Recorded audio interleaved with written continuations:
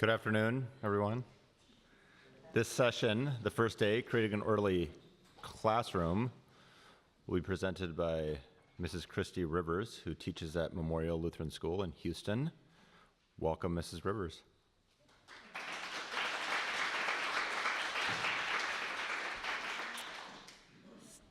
This podium stuff is not my thing. Proximity is part of my classroom management strategy, so being stuck behind something feels really wrong. He said that I teach for Memorial Lutheran School. I have not actually ever taught for Memorial Lutheran School because I am in the process of moving there. So setting up a classroom, a new classroom with new procedures, with new students, has been pretty heavily on my mind because that's exactly what I'm doing as soon as I get back. I've been a teacher for a long time. This is actually my 9th school. I've taught public school, I've taught private school, I've taught everything from kindergarten through college since I graduated from Concordia, Chicago. In fact, 28 years ago, which is hard because I'm only 29, 28 years ago, over in Addison, we haven't really been over in Addison, but it's the building in front with the pretty pillars, I took a classroom management course. How many of you have taken like a Concordia classroom management course or public school one? Okay, so I don't remember a lot about what happened in that class. I do have a very vivid memory of one particular day. The adjunct who taught the class was really into experiential learning. And so the whole class was built around role play. During this lesson, she told us that we were going to work in small groups, and one of us would be chosen to play the teacher, and the rest would be the class, and the role of the teacher was to just keep us on task, okay? She said she'd demonstrate this for us, and I was picked to be part of her demonstration class.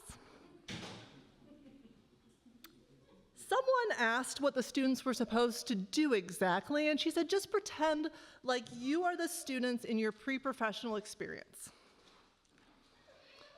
That's where I went really wrong. You see, I was a theater kid. And when you give a theater kid a role to play, they will play that role. And when everybody else was out doing their observations at Oak Park River Forest schools or at Lutheran schools in the area, I was assigned to Proviso East. If you don't know anything about Proviso East, it was one of the very lowest ranked schools in Chicago. I had been assigned to a classroom of 17, 18, and 19-year-old students who didn't have any credits to their name. Most of them had gang affiliation. And I gave an amazing performance. Ain't nobody was getting me on task. I was so into the character that I didn't realize when we were no longer role-playing. And what I remember most about that day was that I was kicked out of class. So nothing about that lesson went according to plan for anybody. And I really do feel badly. I apologize to that poor woman. But what I learned was that we as teachers are terribly flawed. And our students are terribly flawed. And when our sinful flesh and our students' sinful flesh collide in the classroom, chaos ensues. Learning comes to a screeching halt, and everybody is miserable. These are those things that the night before school starts, when you wake up in the cold sweat nightmares, this is what I performed. Special. Yeah, that's the only time I've ever been kicked out of class, honestly. My headmasters probably don't believe that's true, but it is true. But as classical teachers, we have this really great advantage that we don't have to reinvent the wheel every year. We don't have to come up with the latest and greatest system. Instead, we just keep going back to the sources. And so when I consider what good order looks like, I keep going back to the first few chapters of the book of Genesis. Now, okay, caveat here. I am not saying that Genesis should be taken as any kind of metaphor. Do not hear that Genesis is a pedagogical teaching how-to book. That's not what I'm saying. Okay, just get that out of the way. We don't twist scripture. You read a couple chapters ahead, you find out how badly twisting scripture ends. We're not doing that. But what I am saying, right, is in the first few chapters of Genesis, we see God ordering a space for the ones that he loves and declaring that it is good. And I can't really think of a better example of order in all of history. After that, it kind of goes downhill. This is also not a Bible study in Genesis. If it's been a while since you've read those first few chapters, there's lots of guys walking around with black shirts and white. They can help you. But as we consider what it means to order our classrooms rightly for the good of those in our care, we're going to start in the beginning. So, as we read those first few days of creation, we see God take nothingness and void and turn it into fruitful order. Each day he builds layer upon layer, and he looks at what he has spoken into existence and he declares it to be good. And so for the sake of helping you remember this presentation, I'm going to give you 7 rules, really, we'll call them 7 truths about classroom management to help you establish order. So here they are. Truth number 1, order is good. That one seems obvious, but I can't tell you how many teachers and parents over the years I've heard speak about discipline as something bad. One of the stereotypes of classical education is that it's too strict, too stern. And our culture buys into this idea that boundaries are bad and they actually restrict creativity. But I wholeheartedly disagree. Order allows creativity to flourish. There is no more perfect act of creativity than creation itself, which is a setting up of order and boundaries. We learn a few chapters later what happens when the Lord lets the sea move beyond its boundary. It's really bad. But on the 3rd day, when God separates the sea from the dry land, it's declared good. And on each day of creation, God does good things. I've had parents tell me that they are gentle parents. So have you. Great. And that they don't want me to tell their children no. But I can't do that because that would be breaking my vow to teach according to Lutheran confessions. I have to use law and gospel in order to rightly order my classroom. I have to address sin, and I have to set boundaries, and I have to say no, because that's actually showing children love. When we work within the boundaries of our vocation, part of our vocation as teachers is to maintain order for the good of our students. Students need an orderly environment to flourish. They need to know what's expected of them so that they have less anxiety.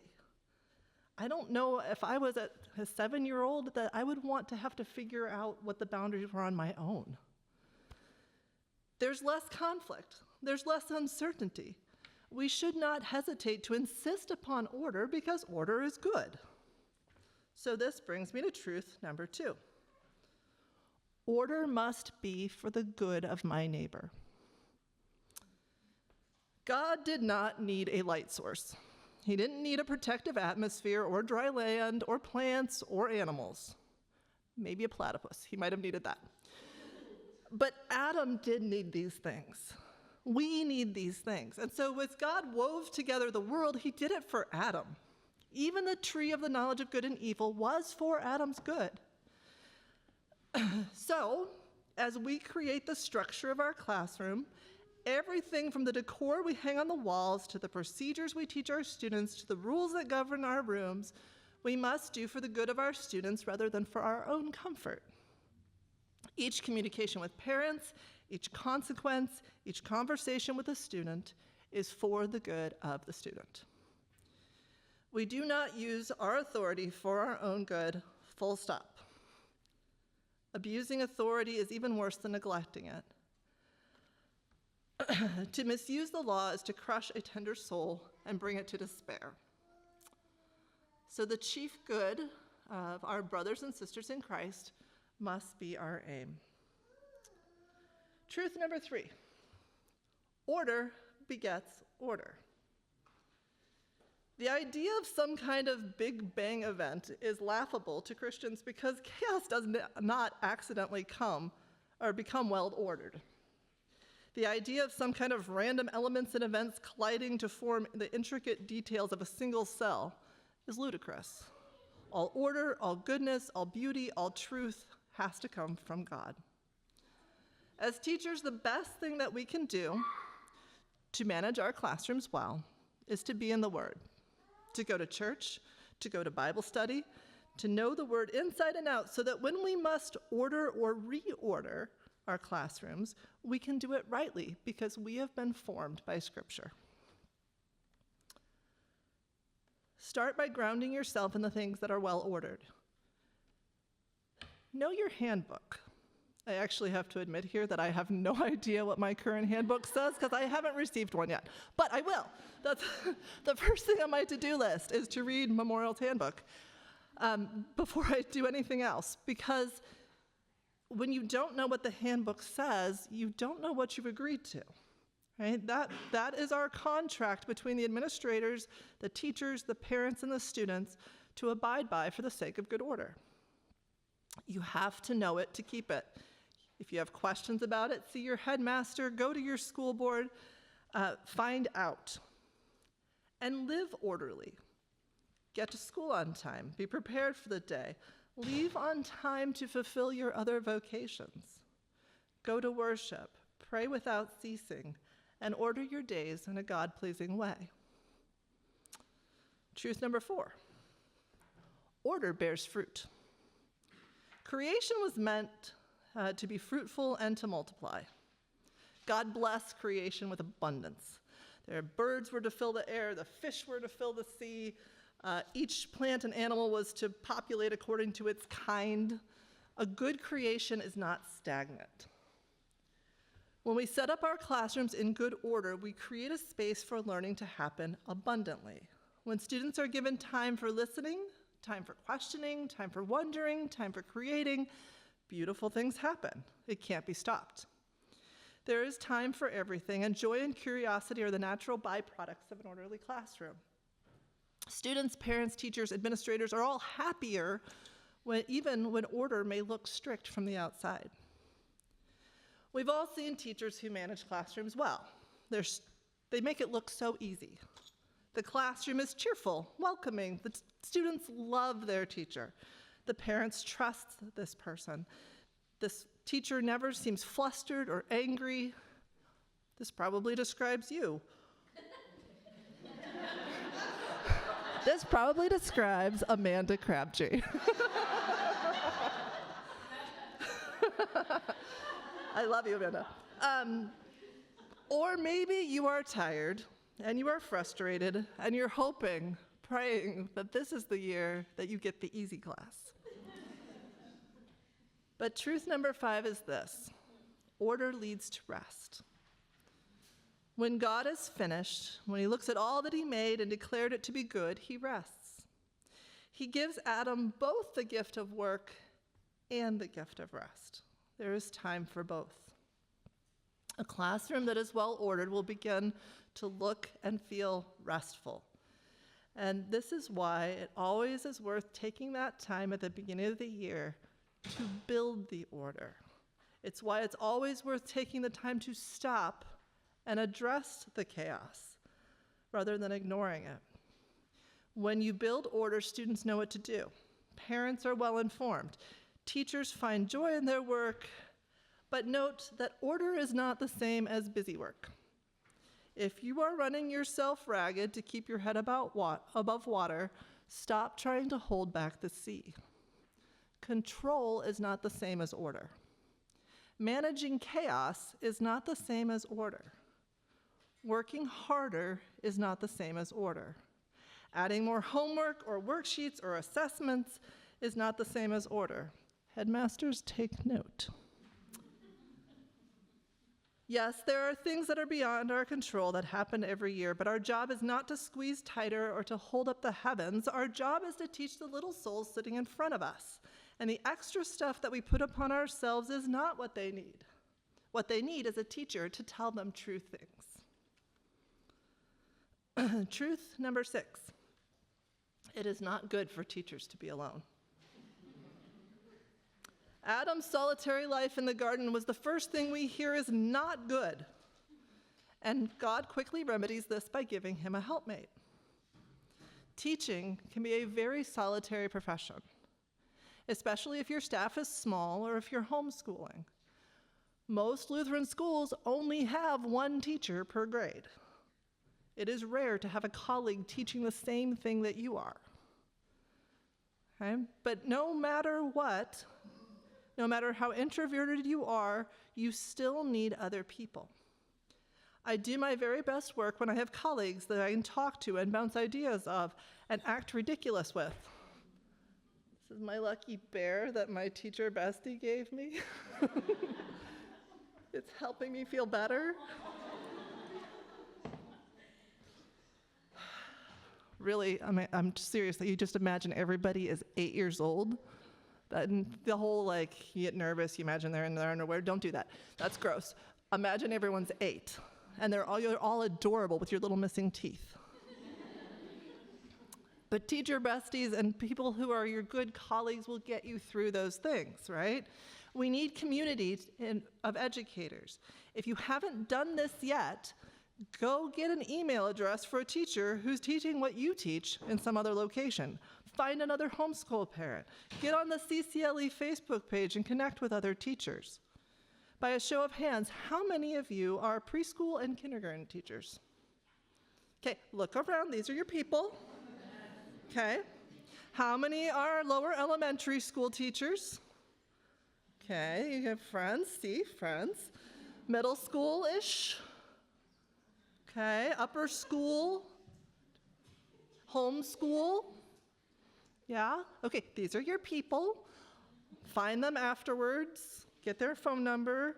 If you have nobody, text or call or email me, okay? I've been doing this for 25 years, and I've probably done all of the stupid things that were out there, so I've already made the mistakes for you. You're good. Which brings me to truth number 7. Sin ruins everything. God is omnipotent and omniscient and omnipresent and holy, and we are none of those things. Even the very best teacher will screw up. Looking back at my own classroom management student experience, I take full responsibility for my foolishness. However, I'm also going to say the thing that nobody wants to hear. Most classroom management problems are of our own making. That's law, and law is terrible, and you can be mad at me for saying it, but the truth cuts deeply. This is not to say that every student misbehavior is our fault. That's not the point. But when misbehavior becomes a pattern and turns into a problem, it's time to look in the mirror and figure out what we're doing to enable this or not to stop it. Sometimes this means changing our approach. Sometimes it means being willing to give a punishment that was deserved, even though it will make you unpopular or get you yelled at by their parents. Sometimes it means showing mercy and stopping to ask questions before throwing the full force of the law at the student. This is harder for some children than others. So another confession time. This is just all the things that I've messed up. When my daughter was born, my oldest, I thought I was a really good parent. For those of you who know my oldest daughter, you know it wasn't me, it was actually her. I could take this kid anywhere. She never threw a single tantrum. I didn't know what was wrong with everybody else. But God did what God does, and he humbled me with 2 more children who were born a year apart, who could throw the most epic tantrums together in unison. My son in kindergarten once hid the entire kindergarten class in a storage room when his teacher had her back turned.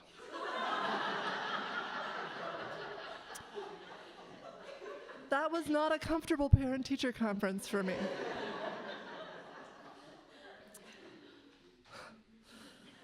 Oh, the blessed, sainted Connie Tell show put up with a lot.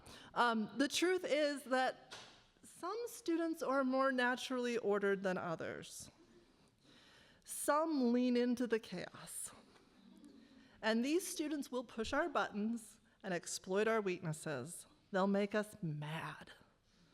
This is why order can't come from in us. It has to come from outside ourselves. If it were up to me to create order in my own sinful heart, my classroom would be in shambles. I would be yelling and screaming like a crazy person. So we have to go back to the source of goodness. And as teachers, we must daily die to sin. We must be willing to admit our own faults and to seek forgiveness. We have to get the log out of our eyes to help our little tiny neighbors get their specks. Sin is the cause of all classroom management problems, which the public school hasn't figured out. I said there were 7 truths. I lied. I can't leave it there. There's an 8th truth. Because we are people of the 8th day. We are people of the resurrection. We are a new creation. And so truth number 8 is that forgiveness restores order. When sin destroyed a perfect world that God had made, he found a way to restore us to himself. He found a way to redeem us and cleanse us from all unrighteousness. And he restored order by forgiving us. When our classrooms descend into chaos, which they will, forgiveness through confession and absolution is what makes it right again. We teach our students, and sometimes we have to teach their parents, how to confess sin and to show forgiveness. When we have done wrong, we do the same. This is good. The truth is that these students are our brothers and sisters in Christ. These are the people we spend eternity with, God willing, and we must see them as such. And just as God has loved us, we show love to one another. It is through his love that he created us, it is by his love he redeemed us, and it is he who teaches us to love. I know these 8 statements were way more general than some of you were hoping for, but there is no way that I could possibly cover every conflict that would happen in the classroom. So instead, I want to talk through how I make decisions using these things, or deal with problems using these things. And then I'm going to open it up for discussion, because I have found whenever I talk about classroom management, people want to talk about like, okay, but let me tell you this one. And it kind of becomes this fun game of stump the chump. So let me just talk you through what I mean, okay? How many of your schools begin with chapel on the first day? Most of you? Great. And that's usually pretty close to the beginning of the day, right? Your kids show up, you've got half an hour, or something like that, and all of a sudden you're taking them to chapel. How do you decide how to spend that time? It's very easy to say, okay, we're going to put away supplies, we're going to play a game to get to know each other, we're going to talk about the rules. I don't do any of those things. I mean, I eventually do. But on the first day of school, I start with, let's talk about chapel. I want my students to know that everything we do flows out of the most important things we do. I want them to understand my expectations. I want them to know what they're doing during the service, what God is doing during the service, even if they have been there all through elementary school. There'll be plenty of time to explain the classroom jobs, where their pencils go, how to put their name on the paper, when to raise their hand, but first things first. God didn't create the fish before he made the sea. Each decision we make about when and how and what we teach tells our students what is most important, what we believe to be good.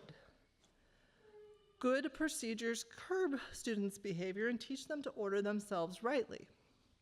One of the things that I'm doing right now is I walk into my classroom and I pretend that I'm a third grader. What am I going to do when I walk in the classroom? What's the first thing they want to do? Yeah, they've got a backpack on. They've got a whole bunch of stuff. There's a new lady standing there. Their friends are back, right? Where are they going to go? Right? So I'm figuring out, where do I want the backpacks? Where do I want how are they going to move through the room? And I walk through like I am a third grader, right? What's important to a third grader? Probably not what's important to me. Okay? You got to think like you're little. So I'm walking through the room trying to figure out good order that would make it flow naturally for them. Not every problem can be avoided with good procedures, though. So let's look at how we address a problem. Let's go back to the time I got kicked out of class. Hindsight is 20/20, right? But what could the teacher have done with a wretch like me if they had considered these rules? Well, we know sin ruins everything. And as a teacher, I've planned plenty of brilliant lessons that were completely broadsided by my students. Order should lead to rest, and when it does not, we don't push harder, we do not muscle our way through, we stop and reorder. If the professor had stopped the class and had us think through what was happening, it would have been a powerful teaching moment. Sin, namely mine, ruined the lesson, but it should not have been the end of the lesson. Forgiveness could have restored order. As teachers, we must order our classrooms carefully, taking great pains to do what is good. When things are marred by sin, we must restore order through the forgiveness of sins. And don't get me wrong, okay? I am not the little goddess of my realm, okay? We are not little, that's not what I'm saying, right? Be like God is also really bad if you look back at Genesis 3. But we do look at the source of all goodness and forgiveness to figure out how to do what is good and right. All right, I'm going to pause there and take some questions, because let's be honest, this is the last session, and how any of you are still listening at all is beyond me. I've stopped paying attention, and I'm the one talking.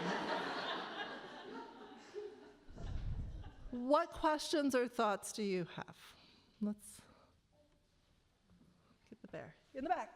What are your guidelines for yourself as you think through how to structure your classroom or your day within your limits in your room in order to provide the order that's so beneficial for the students to have? I know like the choose, Right. but like very practically, what kinds of things are you thinking about as you consider placement of desks and backpacks and how you determine your beginning and end of day and things like that? So I know that there are certain things that will irritate me because, okay, I'm also an oldest child, and I've been doing this for, oldest children. We rule the world and boss everybody around. I know that there are certain behaviors that other teachers are okay with that will irritate me. And so I do whatever I can to avoid those things. I want students, the goal is for them to be self-sufficient in a lot of ways, right? So I don't do things for them. I model, and then you do it.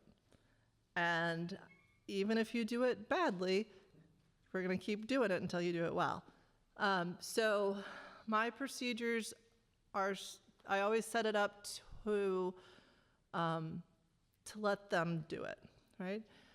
So there's very little that I do for them, but I teach everything that I do. So that's one of the things is I don't baby them. And maybe that comes from I started out as a high school teacher and I moved down. So I'm like, come on, children, let's do this. And why aren't you acting like 16-year-olds? The other things, but I do think independence is a really important thing. I do think trying and being okay with failing is an important thing. I also don't like extra chaos that doesn't have to exist, right?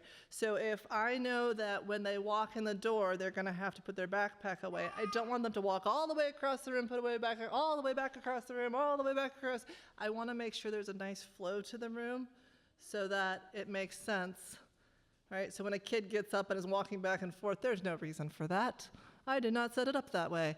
And if that's not something that makes you a little batty, then that's great. But I will go crazy if they're walking back and forth and back and forth. I think I lost the question. Does that kind of, there's so many procedures, and there's so many procedures that are age specific, right? For high schoolers, I taught my procedures very differently than I did for my little kids. I still give high schoolers stickers and high fives because they need them.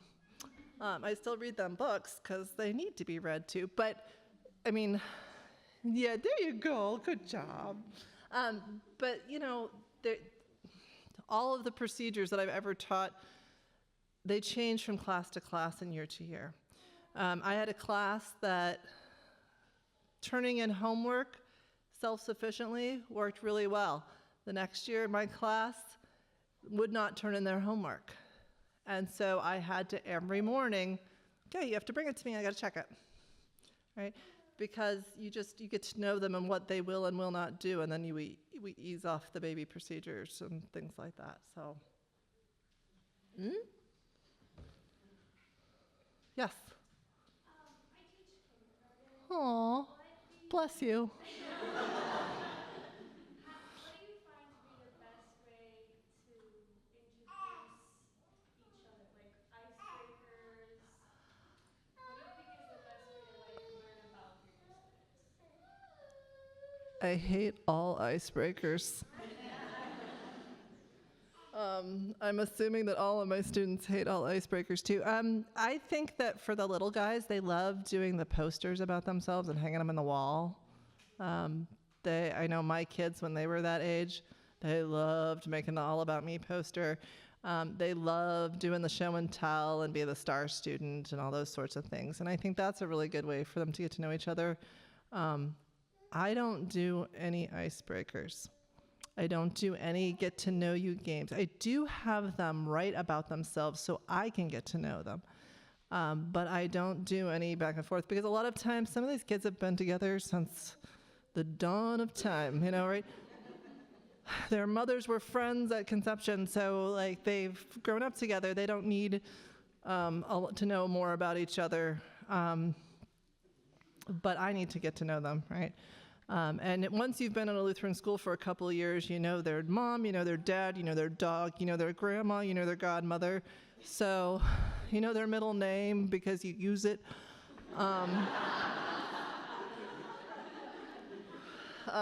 So yeah, I do have them write to me. I'll have them write to me about things that they're proud of, things that they're nervous about, things like that. But you can't have kindergartners do that very well. But you can, at recess, pull one at a time and ask them some questions.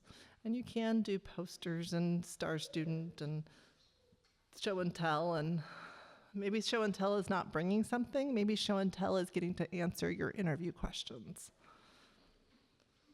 So, yes? What are your favorite resources, online books, or? On classroom management? Well, I really liked A Good Teacher. I read that one.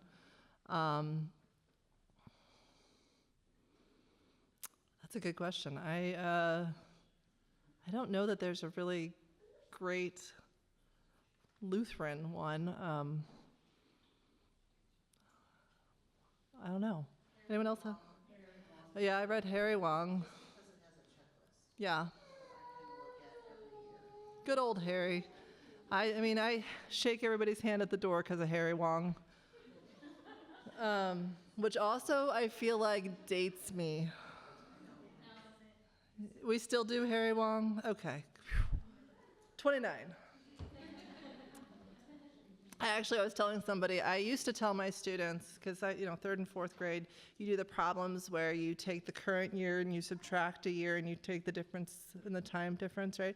And so I'll put the current year and I'll put the year I was born, and then I would put subtract equals 29, and they'd look at it.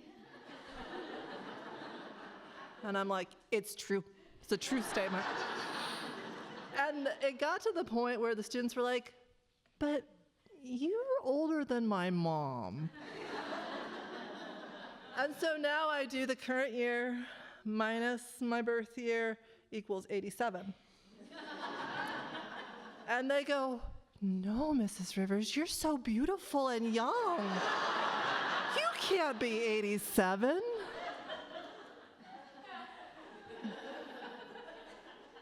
Yes, ma'am. I did that in my classroom with preschoolers, and we would talk about age, and one of my preschoolers, I asked my age, and I told her, and she started crying. And I said, honey, what's the matter? And she goes, I don't want you to go see Jesus. My husband told you something. Yeah, for preschoolers, the numbers are like, how old do I look? 1,000. You're right. How I feel too. Yes, ma'am. Do you or any of you who live in colder climates have a system that works for putting on snow gear? Oh, that is a good question. That is a really, yeah. This is one of the beauties of living in Houston. Rain gear, yes. Snow gear, what is that? I was talking to the staff at Our Savior Grand Rapids, and they were laughing at us because I was like, oh, we don't go outside when it's below 30. That's too cold. And I was like, but before you laugh, if you haven't done recess duty in 115, I have. It's hot.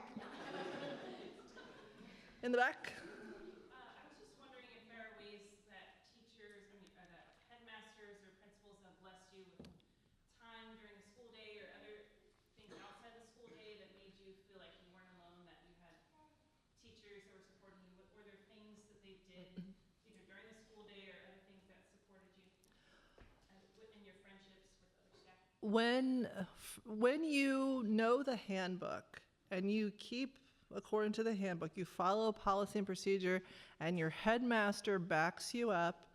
When a parent is furious, but you have all this documentation that you just followed the handbook, and the headmaster steps in and takes care of it, that is a glorious moment.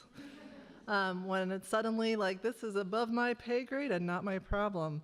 That is a lovely thing. Headmasters who will step in and do that, they are beautiful people. That's the number one thing I think I want from my headmaster, is that when I make sure I'm following policy, I want them to make sure that they're in their vocation enforcing that same policy and making sure that I'm not dealing with things that are unjust, right? Because we all know that feeling of a parent that is just unjustly mad at us. When it's like, I'm trying to love your kid and do what's best for them. So having that support, having a headmaster that's just, a faithful pastor or a faithful Christian who's really praying for you and supporting you is really important. Same as with your colleagues, right? But yes, in the back.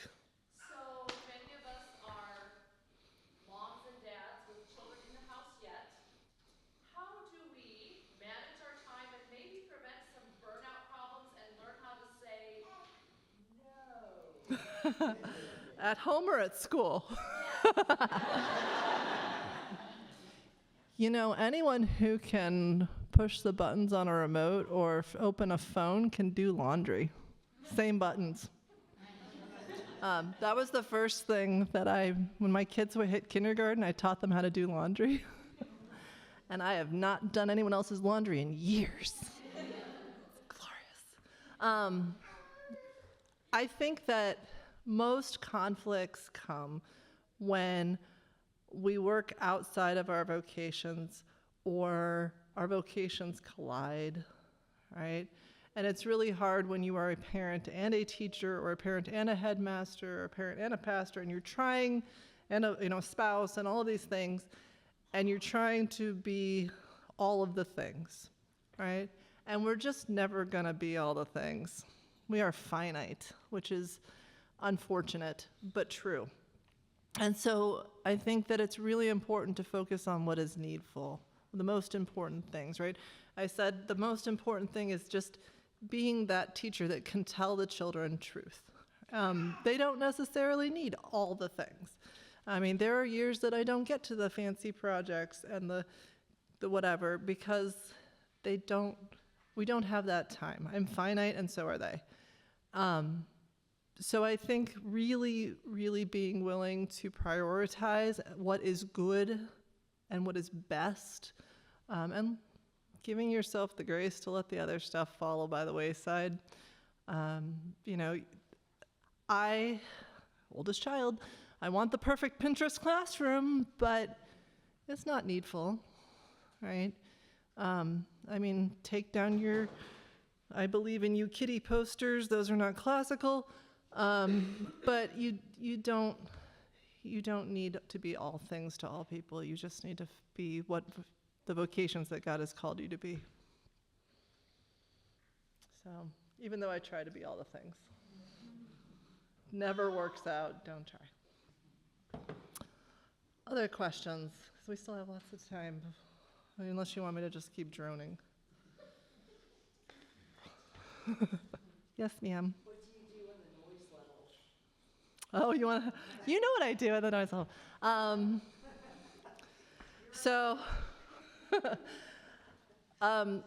A lot of people are very, very sensitive to raised voices, right? I found a lot of parents, if they hear any raised voice, whether it's an angry raised voice or just a loud voice, they're very sensitive to it.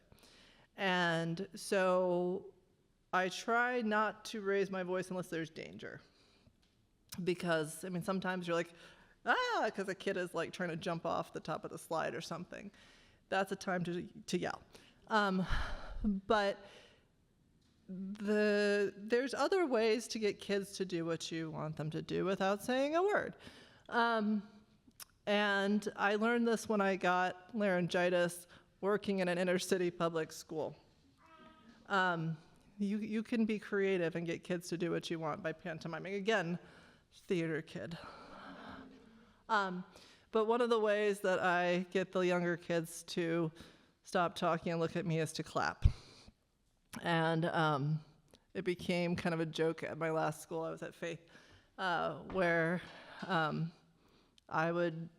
trained them. The first time I would say, if you can hear me, repeat. I'd clap, and then they.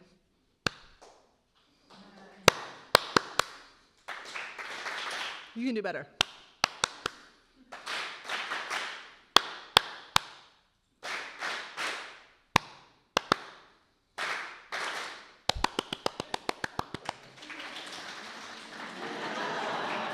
Now that you're all listening, right? There are plenty of ways that you can get their attention without raising your voice.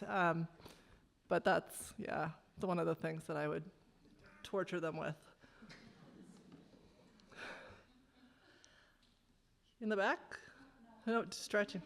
Okay, well now you have to come up here and talk. As you plan for the school year, as you look at maybe how many of you are first year brand new teachers? Yay! Okay, everybody go hug them afterwards.